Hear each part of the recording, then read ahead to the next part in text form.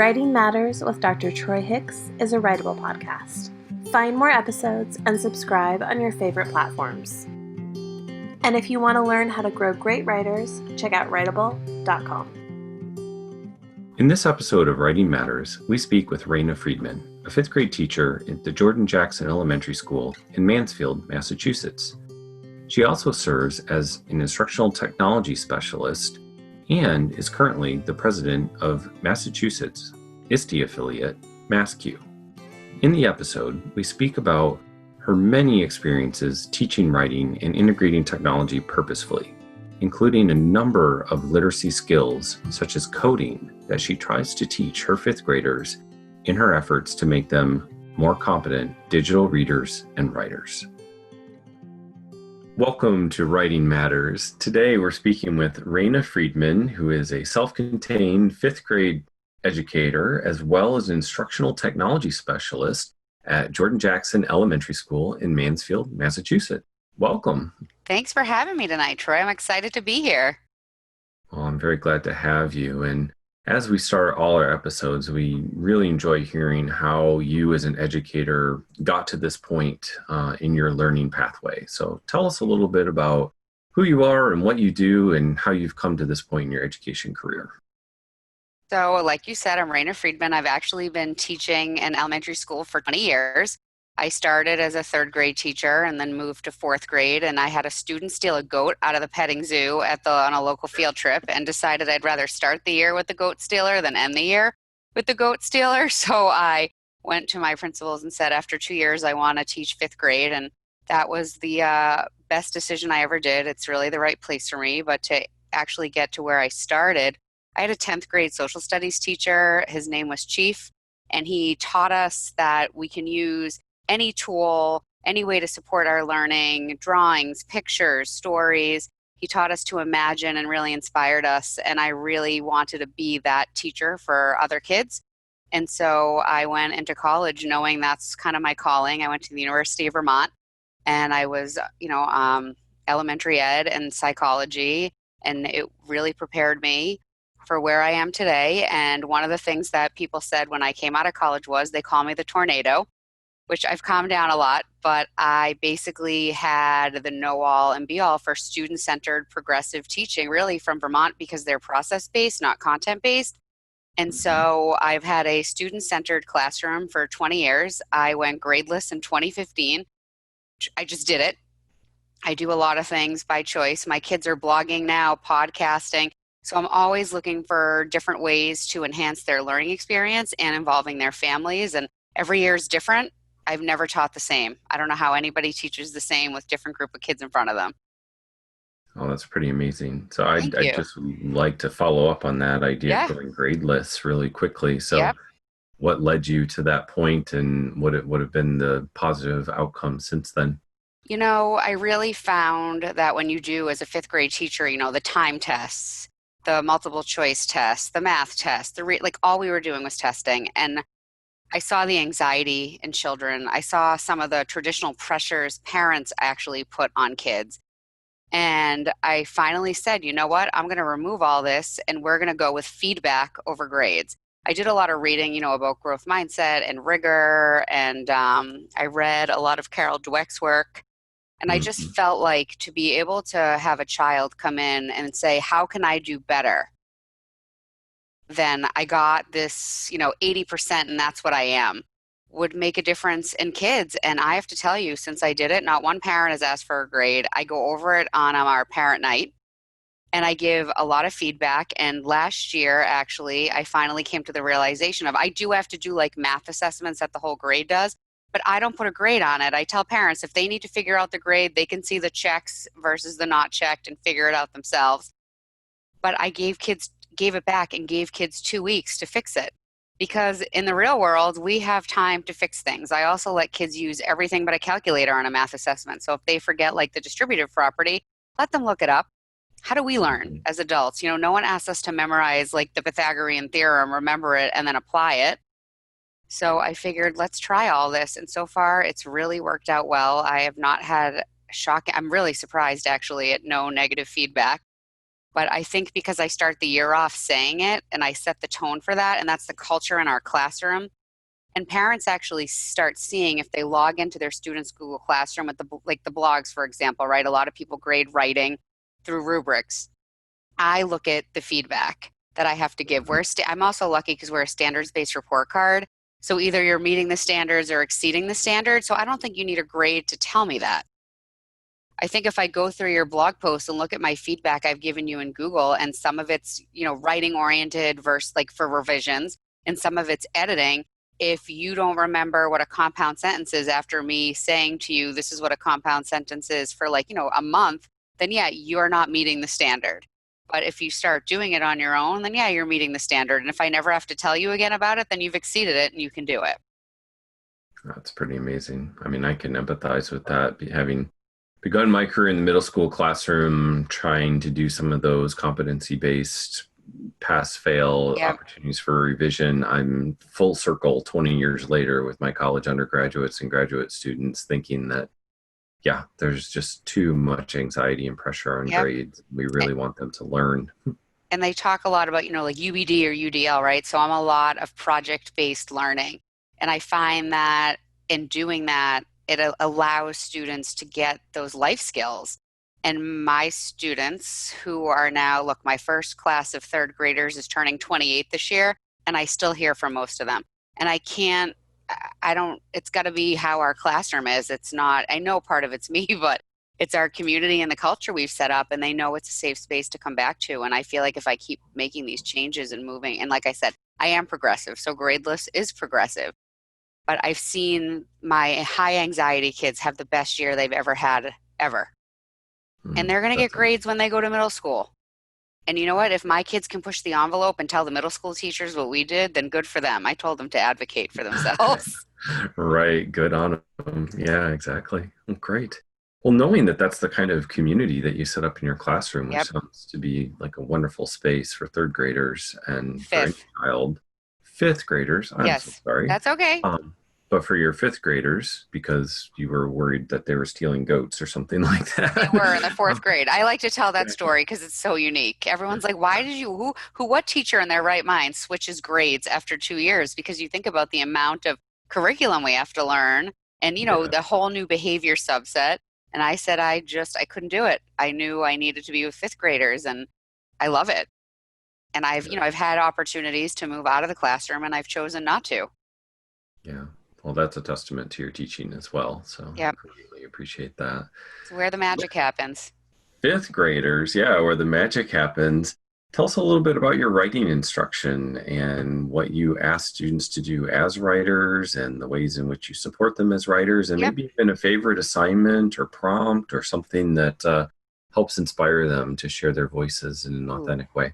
That'll be hard. Okay, the favorite's going to be hard, but we actually are required from the Common Core to teach the narrative, the expository, and the persuasive.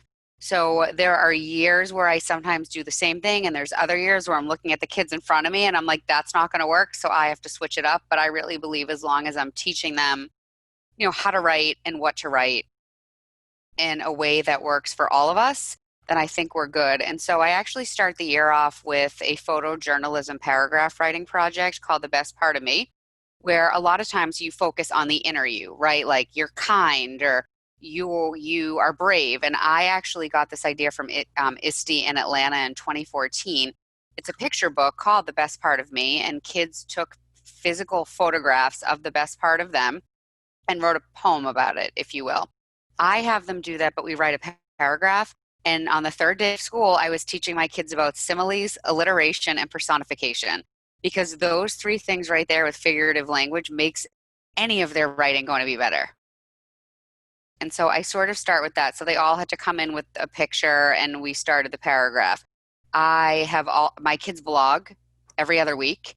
I really do believe, and some of your listeners might not like to hear this, but in the real world, no one asks for a 5-paragraph essay anymore. I'm right with you. Yep. So I teach kids to do a variety of writing, and they can blog about anything they want. I give them a packet of it says they should be about 250 words, because I have 23 kids this year. Some years I've had 28 kids. So it is a lot of work on my end, because I actually go through, they do it in a Google Doc, So using online digital tools allows me to give them feedback on their blog posts, whether it's in the form of revisions, ideas, or things they've done really well.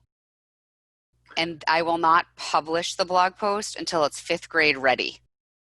It doesn't have to be perfect because they're only 10 and 11 years old. So they might be missing a comma somewhere, or they might have the wrong, they might say, an individual, but then they'll use they as the pronoun.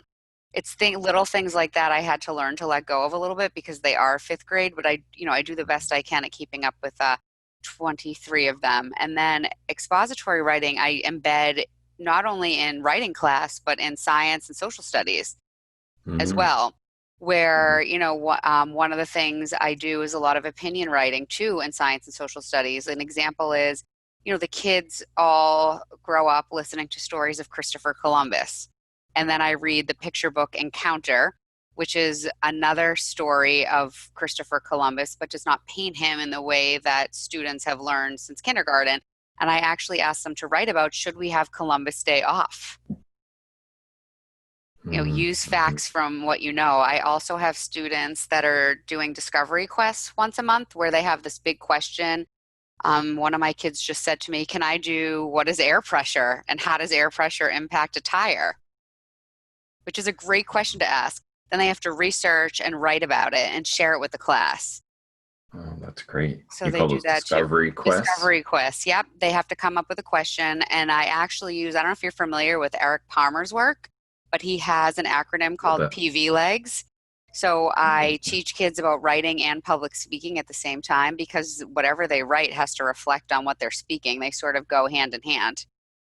Great. And then I'm trying to think, the other thing I do for expository, I've had kids in the past do a mini research project, and I am the type of teacher that I remember when I first started teaching 3rd grade, I called it the Y-Files, and every student had their own topic. And I went to the public library because our school library didn't have all the topics.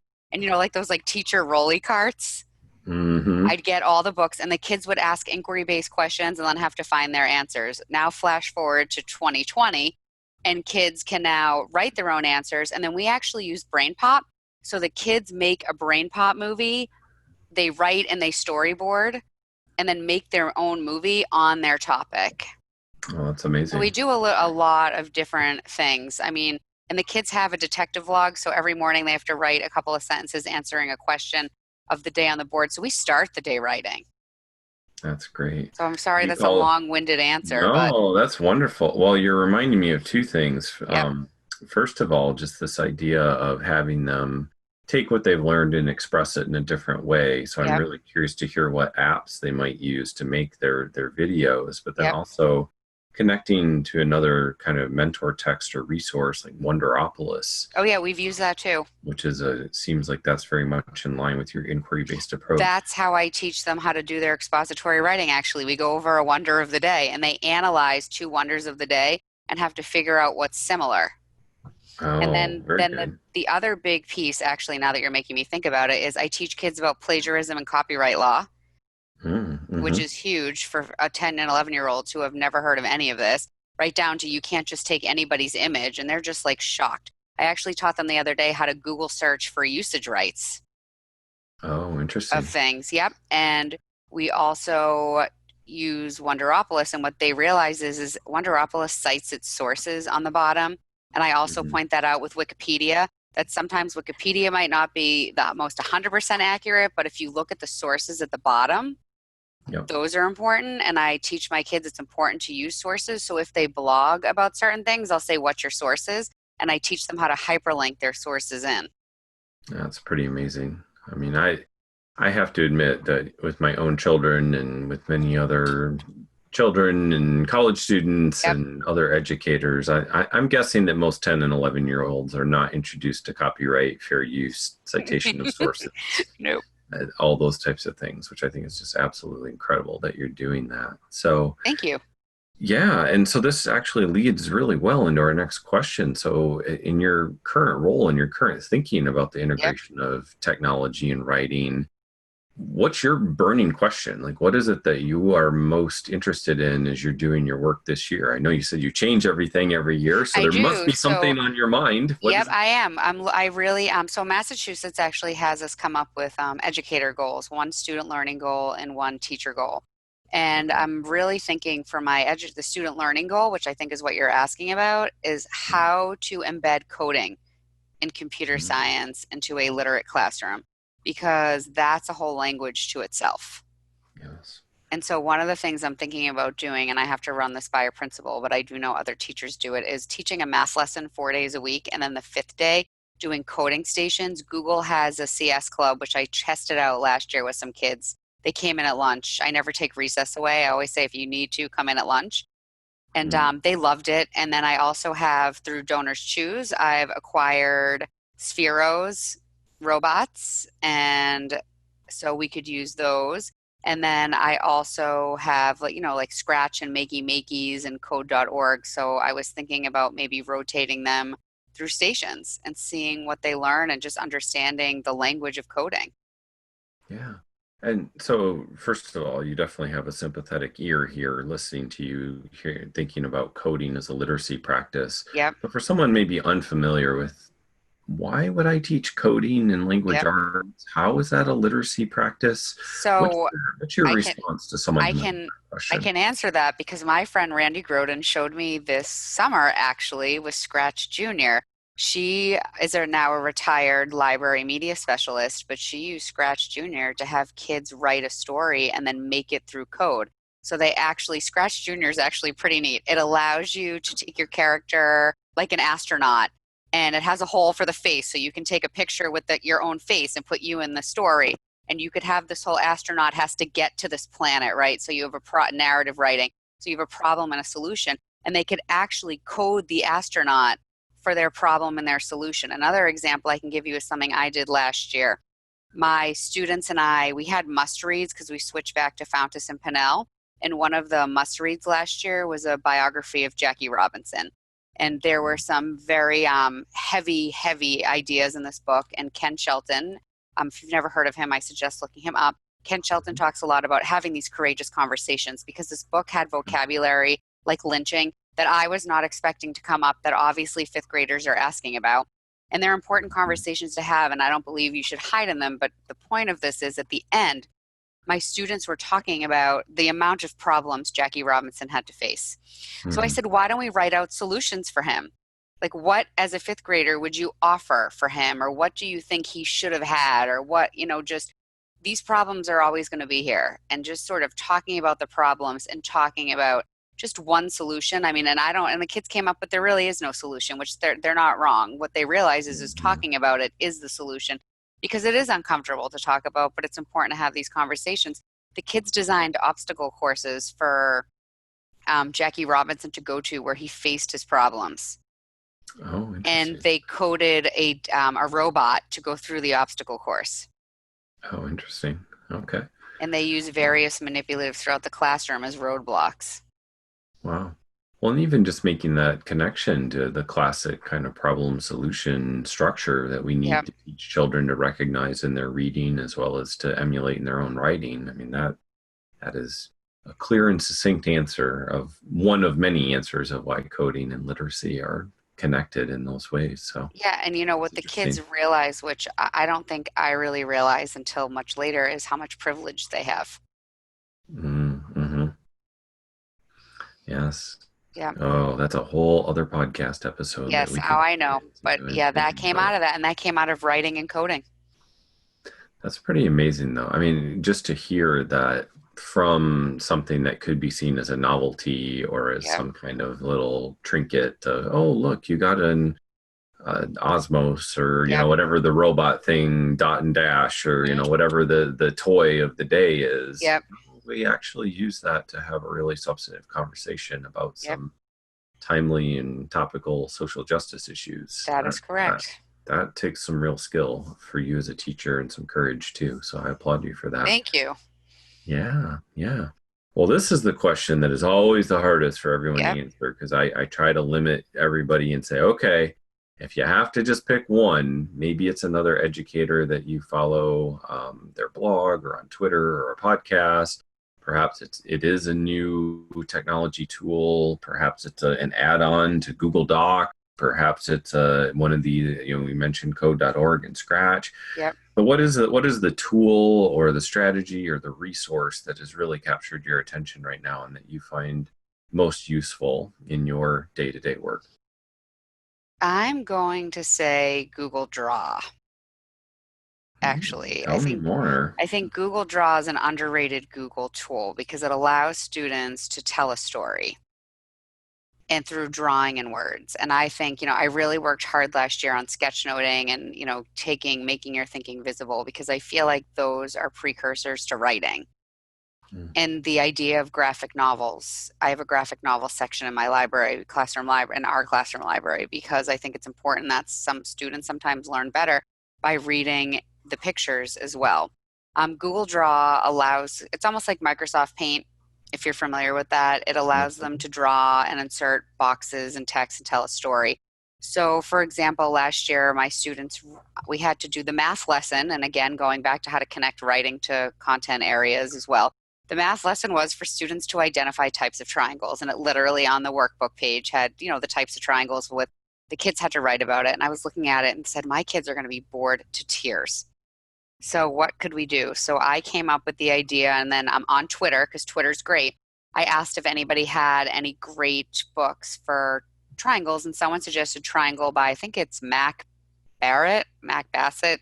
Sorry, I'm not 100% sure what the name is. But I found a YouTube video of the book and got the book from our school library, read the book, and then explained to the students I wanted them to write a narrative of a triangle where they used all of the math vocabulary, and we put the words up on the board in their narrative. So they had to have a setting, problem, solution. They had to come up with a theme that their story was, the big message that the story was getting at. And then they took their story and developed a graphic novel page in Google Draw of their triangle story. Nice. Teaching them about using the panels and the gutters and what happens in the panel, but what readers have to infer between the panels. That's pretty interesting. Yeah. What did you find they were able to create in terms of explaining their triangles through graphic novel representation? I actually have them still, but I really think the kids understood way more about equilateral, isosceles, and scalene than had they just been identifying them on a workbook page. I also found that some of my more quieter kids had a very vivid imagination. So doing things like this gives all students a voice in the classroom, because they're reading, they're writing, they're drawing, you're just honing in on all different things. And then the other nice thing is they'll see what other kids are doing and say, oh, how did you do that? Yeah. And instead the kids are teaching each other. And then the other thing we've used too is Tony Vincent, who's a 5th grade teacher, has this great, he calls it tag feedback. It's for peer feedback. And I really like his format. It's online in a PDF, but he starts with, and we use this for a lot of things we do. This triangle story was one of them, where the sheet basically directs the kids to what is something you're looking for or a goal you want to get better at with this particular assignment. So they have a focus. Then they have a buddy look at it with the lens of that student's focus, give them 3 pieces of feedback, and he has model questions to ask too. And then from that feedback, the original student has to set a goal of what they can do to get to that point. That's nice. So really scaffolding the reviewer, Yes. Giving them something to give some substantive feedback on. Yeah, because a lot of times people think it's just the teacher that needs to write the feedback, but the students can write the feedback. You just have to trust them. Right. Oh, I very, very much agree. And I mean, part of my educational pathway is that I was a writing center consultant, both as an undergraduate and a graduate. And one of the things I learned in that process is that the people that are doing substantive, thoughtful reviews and asking the right kinds of questions are going to, in turn, become better writers. Yep. Because if you're thinking what an audience needs and how the audience should respond, that's only going to help you as you ask those questions of another writer and then help you become a better writer in turn. So that's great. So Tony Vincent's tag feedback protocol, we should look that up. Great. Well, how about then, as you think about your work and your life as a writer? I know you Yep. blog, you're a conference presenter, so you're obviously creating conference proposals. I wouldn't be Yep. surprised if you have a few other pieces of writing that you do for various district initiatives or grant proposals. You said you write for your Donors Choose page. Yep. How do you see writing as part of your professional life? Who are Oh, you as a teacher writer? it's everything. It's how we communicate. It's how we collaborate. And something I've learned from a really good friend of mine, Kim Zajac, who's a speech and language pathologist in Norton, is everything comes down to your semantics. And if you're not clear in verbally or written, the reader isn't going to necessarily understand what you need or want. And so, go ahead. Go ahead. Oh, as I was saying, you probably see that in so many ways with the way you use social media and blogging and. Yeah. And I do. I mean, I write a lot. I blog, from not only for myself, but for my parents. And one of the things that I find is that just being able to imagine a person who doesn't understand what you're talking about and making it clear for that person.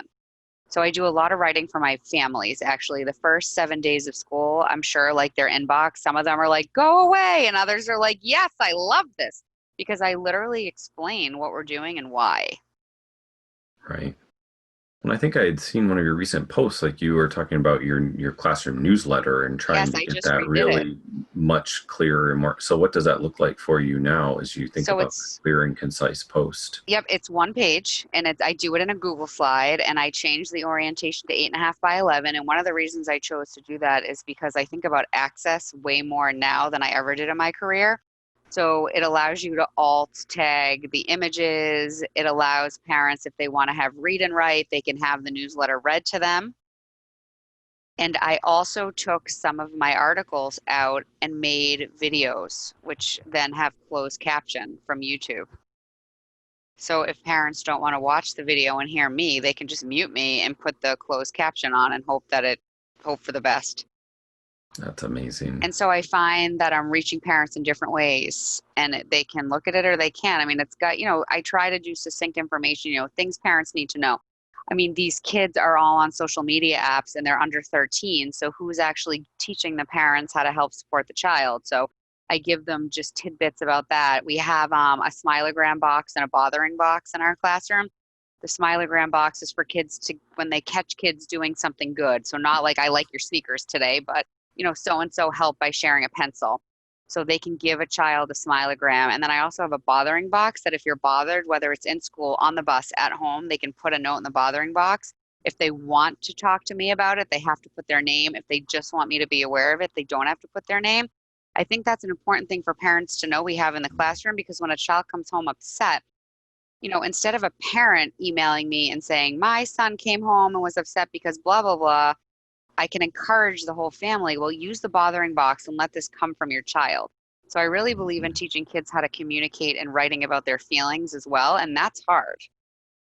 Oh, yeah. And especially with a culture of where, you don't rat your friends out. Well, sometimes you have to. Right. To figure out how to solve a problem. Right.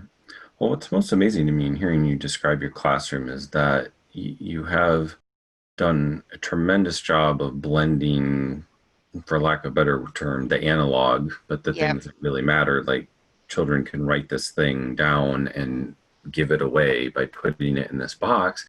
But then you're also bringing in the digital pieces in ways that are substantive and meaningful. And they know that they're being listened to there, and it's not just going out into the big World Wide Web and getting lost in the noise, but that they're actually getting feedback. So all of those things are really combining both the analog and the digital to make a really positive classroom community. Yeah, and the best thing we ever did that combines all of that is podcasting. So the kids have their own podcast. So they're writing and then speaking about it. Great. What are some of your most recent podcast episodes? So we haven't started this year, but actually, I don't know if you're familiar with Wordly Wise, but we got a vocabulary book called Wordly Wise. Our middle school uses it. And when the book came to my classroom, it was an expectation of the superintendent. So I met with my principal and I said, I'm happy to do this, but I want the students to actually be able to use the vocabulary words, not just fill out a workbook on them. And he said, where are you going with this? And I said, I want them to have a podcast where they use the words in their segments. So the kids debated. They came up last year with the podcast we were going to use, and they were debating between top 10 lists and the day in the life of a fifth grader, and realized the top 10 list would limit them as far as how many vocabulary words they could use. So the kids did day in the life of a fifth grader. And one of my most favorite things I had a group of girls do was they interviewed one of our women who works in the cafeteria. Nice. They went out on assignment. And I think oftentimes kids forget about the custodians and the cafeteria workers and the secretaries. And they actually, you think like, oh, they want to interview a principal. My kids did not. They wanted to interview the people in the cafeteria, and one of the words was colony. So they were asking her what she felt about the colony of students that come into the cafeteria, which is funny to hear them ask that. And then my art teacher, somebody else interviewed, and she came down and she was like, Rayna, I had to stop them. I had to stop in the middle of the podcast. I didn't even know what some of the words meant. So then my kids had to teach her what the words meant. And then I had kids, from New England. We grew up where the Patriots and the Celtics and the Red Sox and the Bruins weren't that great. These kids are growing up where they have a parade every other minute. So they went around and interviewed the adults in the building about what it was like growing up for us. And, I have other kids that did segments on what we were doing in science, or what it's like to be on the bus. Or what fifth graders really want to be doing after school. Wow. Well, it sounds again like you bring a real human touch to every aspect of the classroom. And even though they're using technology, they're not getting lost in the technology. No, and it's not everything we do. I mean, we've been doing reading and they're writing comprehension things with sticky notes right now. Sticky notes are very important. Have those out. They are. Well, Rayna, thank you so much for the work that you do every day with kids, and for MassCUE, and for your colleagues and everyone. We really enjoyed having you on as a guest on Writing Matters. Thank you so much. Writing Matters with Dr. Troy Hicks is a writable podcast. Discover more episodes and subscribe on your favorite streaming platforms, or check out filmed episodes on YouTube. And if you want to learn how to grow great writers, check out writable.com.